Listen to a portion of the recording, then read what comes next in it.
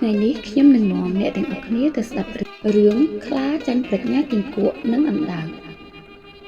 មានសត្វខ្លាមួយដើរស្វែងរកស៊ីតាមទម្លាប់វាលុះដើរទៅប្រទះនឹងសត្វគីង្គក់មួយកំពុងលូតផ្លោតក៏ស្រែកសួរទៅថាយើបងមានកាយេឯងដើររកស៊ីអ្វីហ្នឹងគីង្គក់តបថាចុះបងខ្លាឯងដើររកអ្វីដែរខ្លាថាយើងដើររកស៊ីគីង្គក់តបថាយើងក៏ដើររកស៊ីដូចបងឯងដែរខ្លាថាចុះបើដើររកស៊ីអ្វីនឹងបានបើបងឯងលួចម្ដងបានមួយសុទ្ធដូច្នេះតើចាប់សត្វអ្វីនឹងបានគីង្គក់ក៏អួតអាត្មាប្រាថ្នាខ្លាកោតខ្លាចថាយើអ្វីបើឃើញយើងលោតតិចដូច្នេះបើចង់លោតយ៉ាងណាក៏បានចង់ចាប់សត្វតូចក្តីធំប៉ុន្មានក្តីក៏បានទាំងអស់មិនចាច់បងឯងទេខ្លាថាបើបងឯងពូកែសម្ដីថានេះយើងលោតប្រឡងគ្នាពីត្រើយព្រែកម្ខាងទៅត្រើយព្រែកម្ខាងមើលបើបងឯងលុតឆ្លងដល់យើងជឿថាពូកែមែនគីង្គក់ជាសត្វមានប្រាជ្ញាគិតឃើញថាសត្វខ្លានេះតែកាលណាវារៀបនឹងលូតរមែងចោលកន្ទុយទៅខាងក្រោយបើដូច្នេះអញចាំខំកន្ទុយវាកាលមុនវានឹងលូតទៅនោះទើបគីង្គក់តបទៅថាខ្លាចអីបងខ្លាឯងបើចង់លូតពីត្រឹមណាទៅត្រឹមណាក៏បានដែរហើយយើងហ៊ានឲ្យបងឯងទៅឈរពីមុខយើងទៀតតែកាលណាយើងស្រែកថាហកត្រូវបងឯងលូតទៅចុះខ្លាជាសត្វឆោតមិនអាចគិតដឹងគំនិតគីង្គក់វានឹងខំកន្ទុយខ្លួននោះសោះហើយខ្លួនទៀតក៏មិនបានគិតឃើញពីរបៀបខ្លួនដែលរៀបនឹងលូតទៅនោះធ្វើកិរិយាយ៉ាងណាដែរក៏ព្រមសន្យាទៅឈរនៅពីមុខគីង្គក់កាលខ្លាឈរពីមុខឃើញពេលល្អហើយក៏ប្រាប់ថាបងឯងប្រុងស្ដាប់ឯខ្លារវល់តែប្រុងត្រជាស្ដាប់ចោលឯកន្ទុយនោះទៅត្រង់ពីមុខគីង្គក់ស្រែកថាអូហើយខាន់កន្ទុយជាប់ខ្លាលូតផ្លោតទៅភ្លាមដល់ត្រើយម្ខាងមួយរំពេចអំណាចកន្ទុយខ្លាវត្តទៅមុខនោះដោយទាំងគីង្គក់ទាំងផងដូចជាដុំដីដែលគេចោលនឹងឈើដង្ហក់ធ្លាក់ហួសទៅមុខខ្លាស្ទើរតែនឹងស្លាប់ខ្លាក៏មិនអាចដឹងបានប្រែប្រានទៅខាងក្រោយវិញស្រែកថាបងមែនកាយអើយគូនៅឯនេះហើយខ្លាឮគីង្គក់ឆ្លើយពីមុខដូច្នោះក៏ថាបងមានកាយពូកែមែនហើយប៉ុន្តែខាងការចាប់សត្វនោះយើងមិនទាន់ឃើញរឹតបងឯងនៅឡើយបើដូច្នេះយើងនឹងចាប់សត្វល្បងគ្នាទៀតគីង្គក់ព្រមក៏តបវិញថាបងទៅចាប់សត្វចុះបានសត្វប៉ុន្មានមកជួបគ្នានៅកន្លែងនេះយើងនឹងរើសត្វនេះល្បងគ្នាមើលតើអ្នកណាច្រើនជាងខ្លាព្រមក៏ចេញទៅរកចាប់សត្វផ្សេងបានច្រើនឯគីង្គក់ក្រោយខ្លាចេញទៅនោះខំសង្វាតលូតទៅមិនដឹងនឹងទៅចាប់សត្វណាបានទេព្រោះធ្លាប់តែចាប់ចម្លេននិងស្រមោចសង្អាលូតបន្តិចទៅឃើញមានធ្យូងមួយដុំប៉ុនគ្រាប់សណ្ដែកក៏លេបធ្យូងចូលទៅលូតបន្តិចទៀតឃើញឆ្អឹងត្រីស្លាតមួយតូចនៅកណ្ដាលផ្លូវលេបថែមទៅទៀតលូតបន្តិចទៅទៀតឃើញគ្រាប់អង្ក្រែបអង្ក្រមួយក៏លេបទៅទៀតបានជា3មុខល្មមតែពេញពោះរួចក៏ត្រឡប់វិលមកចាំខ្លាខាងទីដដែលវិញឯខ្លាកាលបើស្វែងរកសត្វបានសពគ្រប់ហើយក៏ត្រឡប់មកឯកន្លែងដើមតាមសន្យាលុះមកដល់ឃើញគីង្គក់អង្គុយចាំច្រប៉ក់ក៏សួរថាយើបងមានកាយេមកដល់ហើយហ៎គីង្គក់តបថាយើងមកចាំឯងយូរណាស់ហើយមើលបងខ្លាឯងបានប៉ុន្មានមុខបងឯងរើចេញមកមើលយើងនឹងកត់ត្រាខ្លារើសាច់នានាជាច្រើនមុខប្រាប់គីង្គក់រើសចេញមកអស់ទ ទើបប្រាប់ថាអស់តែប៉ុណ្ណេះហើយគីងគក់រើចំណែករបស់ខ្លួនវិញឲ្យខ្លាមើលម្ដងទី1រើបញ្ចេញធ្យូងមកមុនខ្លាសួរថាសត្វអីបងគីងគក់ថានឹងគេហៅថាគៀរមុយខ្លាស្ដាប់មិនបានអង្វរថាកុំនិយាយបាលីបាគូបងសុំប្រាប់ជាសម្រាយមកចុះគីងគក់ប្រាប់ថានេះកុយរមាសខ្លាក៏កោតថាយើខំដល់ទៅរមាសផងទី2រើឆ្អឹងត្រីស្លាតចេញមកទៀតសួរថាសត្វអីសស្គូដូចនេះបងគីងគក់ប្រាប់ថាផ្លោដំរីសុកខ្លាថាអាណិតទៅកុំនិយាយបាលីបាគូអ្វីគីងគក់ថានឹងគេហៅភ្លុកដំរីសខ្លារតែកោតថាអាយ៉ាលេងដល់ភ្លុកដំរីសទៀតបងចូលអស់ប៉ុណ្ណឹងហើយឬនៅទៀតបងគីងគក់ថាយើអស់ប៉ុណ្ណឹងអ្នកម៉ែនៅច្រើនមុខណាស់បងឯងចាំតែរកចុះទី3រើសទម្លាក់គ្រាប់សំអង្ក្រែមអង្ក្រមចេញមកខ្លាសួរថាសត្វអ្វីក្រហមផងខ្មៅផងដូច្នេះគីងគក់តបថាផ្នាអាក្លែកខ្លាថាសុំនិយាយជាសម្រាយទៅវិញមើលគីងគក់តបថានឹងហើយគេហៅថាភ្នែកអាខ្លាឯងខ្លាឮថាភ្នែករបស់ខ្លួនក៏ស្ទុះរត់ភ្លាមមិនហ៊ាននៅគីងគក់ស្រែកថាជប់សិនឯងទៅណាចាំអញយកភ្នែកឯងស៊ីសិនខ្លារត់ភ័យខ្លាំងឡើងទៀតចេះតែរត់ទៅគីងគក់ខំដេញតាមពីក្រោយលុះឆ្ងាយបន្តិចទៅស្រាប់តែប្រទះនឹងអណ្ដើកសួរថាបងមានកាយេរត់ទៅណាគីងគក់ថាបងជាបុរិលខ្ញុំដេញតាមខ្លាវារត់ទៅមិញបងប្រទះដែរឬអណ្ដើកថាឃើញវារត់ទៅហើយបើដូច្នេះខ្ញុំជួយតាមគីងគក់និងអណ្ដើកក៏នាំគ្នាតាមដើរបន្តិចទៅឃើញខ្លាសងំពួនលើគុម្ពឫស្សីអណ្ដើកឃើញស្រែកប្រាប់ទៅគីងគក់ថាវានៅនេះទេគីងគក់ថាបងឯងចាំនៅត្រង់នេះចុះខ្ញុំនឹងឡើងទៅចាប់វាគីងគក់ខំឡើងតាមវល្លិនិងមេឃឈើទៅបានពាក់កណ្ដាលគុម្ពឫស្សីស្រាប់តែរបូតដៃធ្លាក់មកដីឮសូរប្រោកអណ្ដើកថាបងគីងគក់ថាខ្ញុំចុះមកបោចវល្លិយកទៅចងវាតែម្ដងខ្លាឮដូច្នោះស្ទុះលុតចុះរត់ទៅទៀតទៅឃើញដើមឈើមួយដើមធំក៏ត្រេកអរខំឡើងទៅសងំនឹងមិនឲ្យសត្វទាំងពីរដឹងឯគីងគក់និងអណ្ដើកខំតាមដានទៅបាត់ដានត្រង់ដើមឈើនោះមើលលើឃើញឯខ្លាពួនក្រាបនៅលើមែកឈើក្រមមៀមទើបស្រែកប្រាប់គ្នាថាកូនយើងវានៅនេះទេគីងគក់ប្រាប់ថាបងជាបុរិលឯងចាំនៅគល់នេះចុះខ្ញុំនឹងឡើងទៅចាប់វាឯលើគីងគក់ខំប្រវេប្រវាឡើងទៅចិត្តប្រគៀបមែកឈើស្រាប់តែសម្បកឈើរបេះធ្លាក់ចុះមក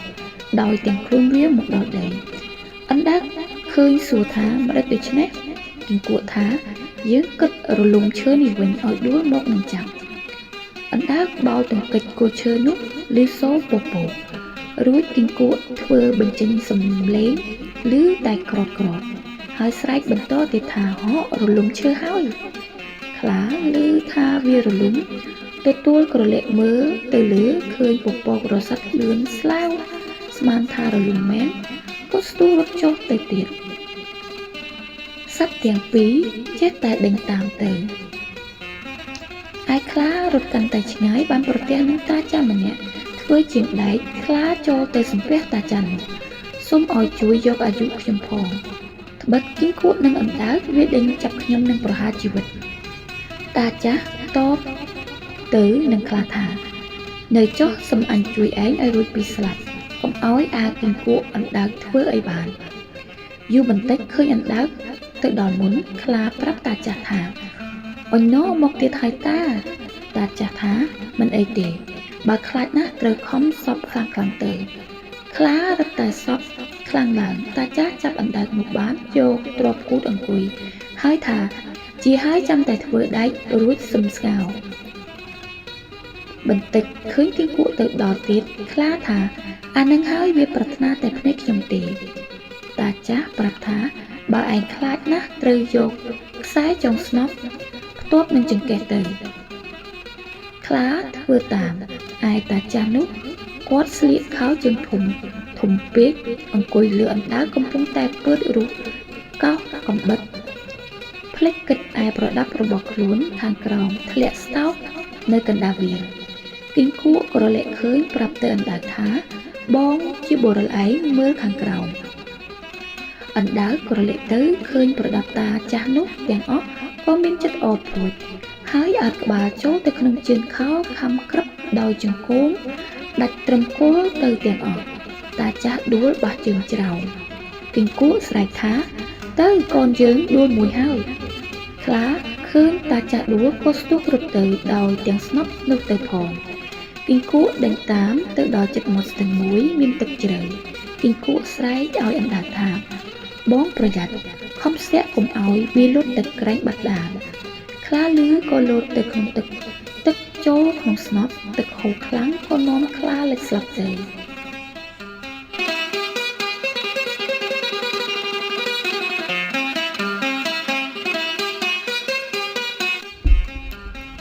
រឿង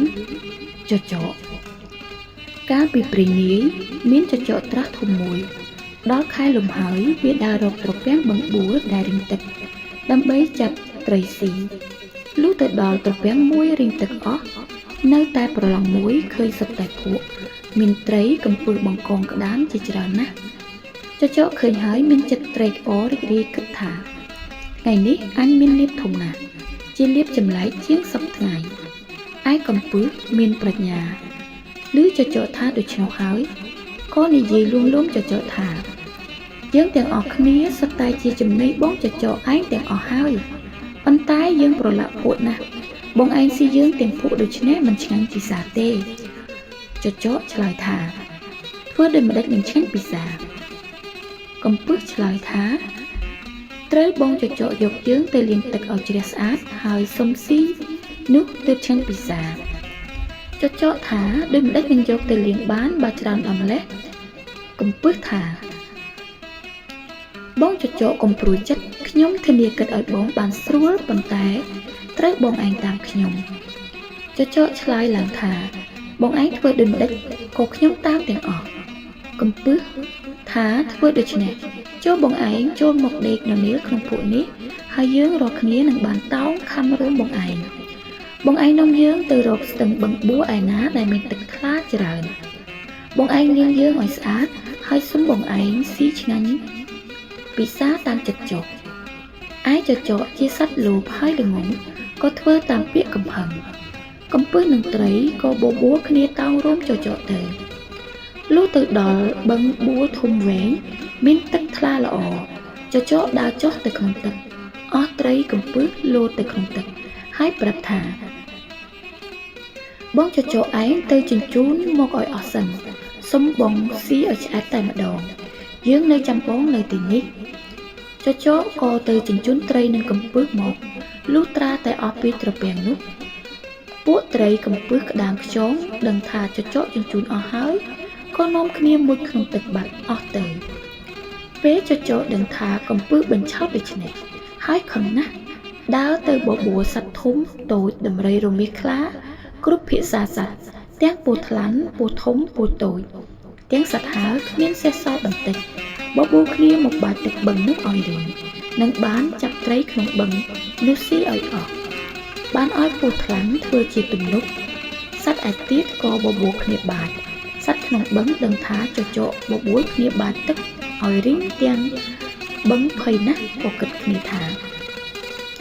យើងធ្វើម្ដេចនឹងបានឲ្យសត្វទាំងអស់នេះលែងបាច់ទឹកកាលនោះត្រីក្រាញ់ឆ្លើយថា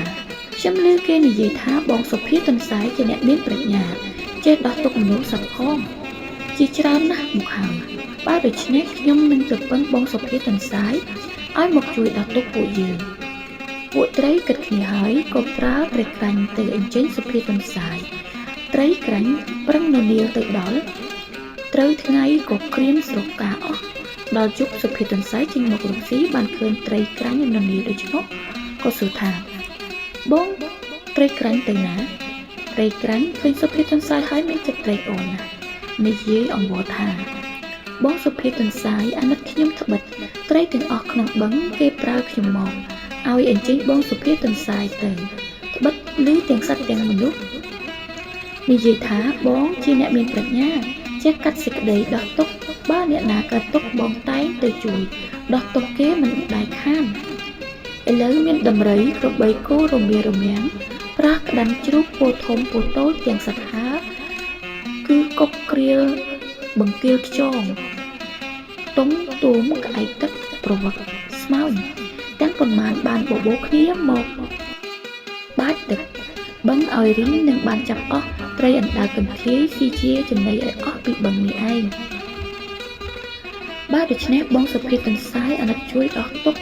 អស់បងប្អូនខ្ញុំឲ្យបានរួចពីភ័យម្ដងនេះនឹងបានល្បីគេឈ្មោះតទៅអស់យើងនឹងដឹងគុណបងសុភាទន្សាយឯងយើងមិនភ្លេចគុណដរាបអស់មួយជីវិតឯទន្សាយ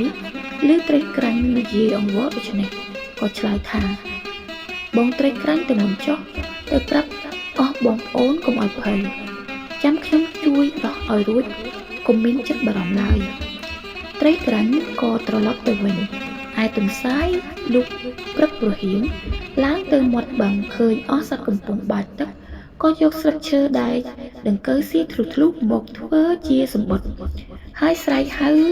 អស់សត្វទាំងនោះថាណែបងប្អូនទាំងអស់គ្នាចាំស្ដាប់ខ្ញុំត្បិតព្រះឥន្ទលោកឲ្យខ្ញុំនាំសម្បុត្រមកប្រាប់គ្រប់គ្នាថាព្រះឥន្ទលោកមកកាត់ជើងត្រំប្រមុំជើងអកកាប់ក្បាលចចកដកភ្លុកដំរីអស់សត្វឮថាសម្បុត្រព្រះឥន្ទដូច្នេះភ័យណាស់ផ្អើលបោលជន់គ្នាពៀនលើដំរីក្របីរមារមាំង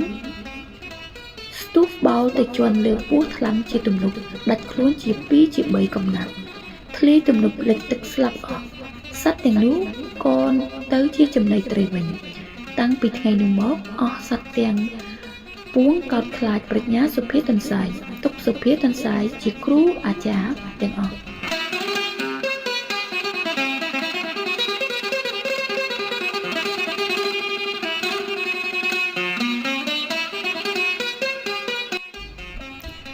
រឿងគោញីមានដំណើរថាកាលនោះមានស្ដេចមួយអង្គមានគោញីមួយដែលទ្រង់ស្រឡាញ់អស់ពីព្រះរាជហឫទ័យនោះព្រះករុណាទ្រង់ជ្រាបថានឹងចិញ្ចឹមគោញីនោះឲ្យបានល្អគួរផ្ញើនឹងអ្នកស្រែស្រុកក្រៅនៅទីណាដែលមានស្មៅច្រើនល្អឲ្យគោនោះវាបានស៊ីឆ្អែតផងទ្រង់ព្រះចិន្តាដូច្នេះហើយទ្រង់ត្រាស់បង្គាប់ឲ្យចៅហ្វាយស្រុកម្នាក់ឈ្មោះអុកមានងារនៅខេត្តដែលមានវាលធំល្អ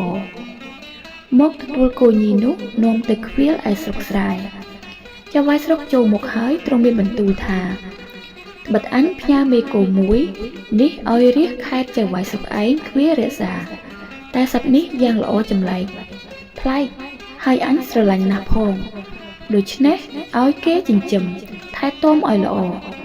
ឲ្យប្រយ័ត្នបើមានឈ្មោះណាមួយមកប្រាប់ថាមេគោអញនោះវាស្លាប់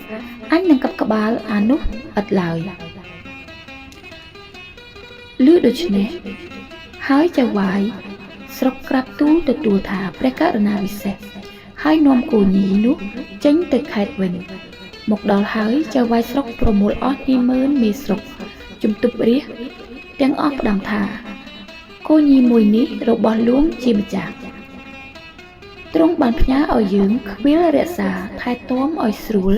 សប្បាយតទៅមុខសេចក្តីនេះឲ្យ20000ក្រុមការរាជ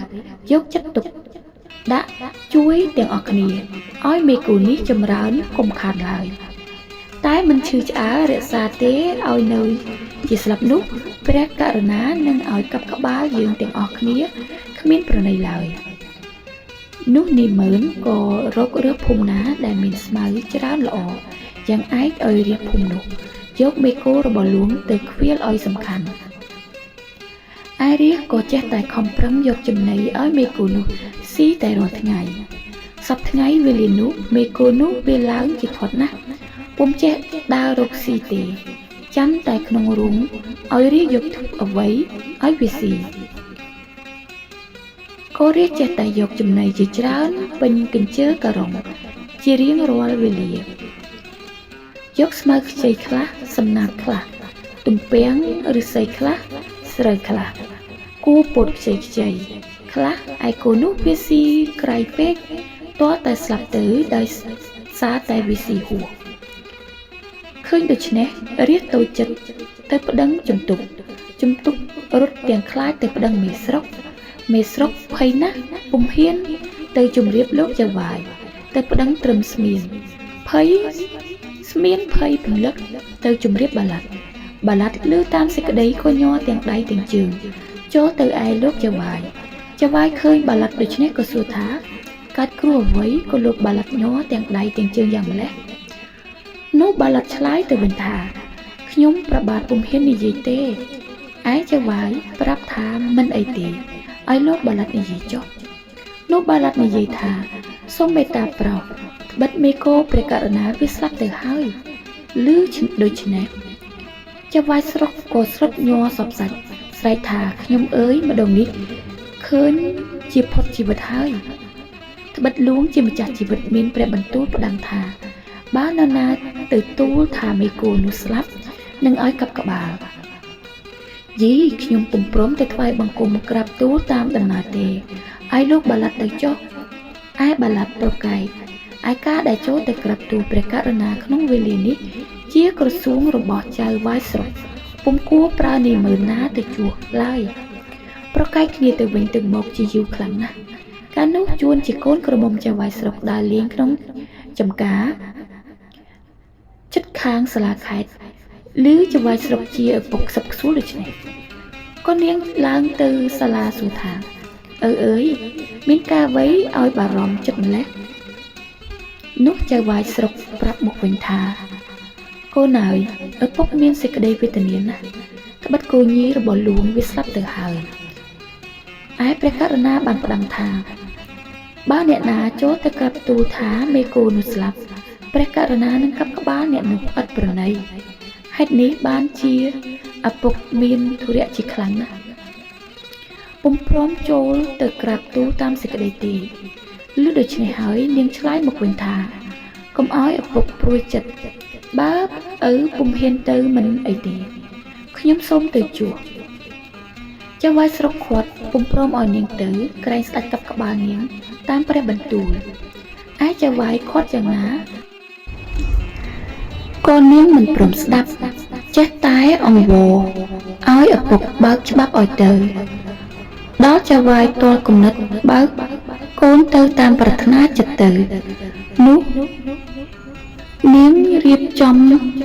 ដំណើរស្លៀកសំពត់ហូលល្អបង្កក្រមាព្រែកយ៉ាងល្អ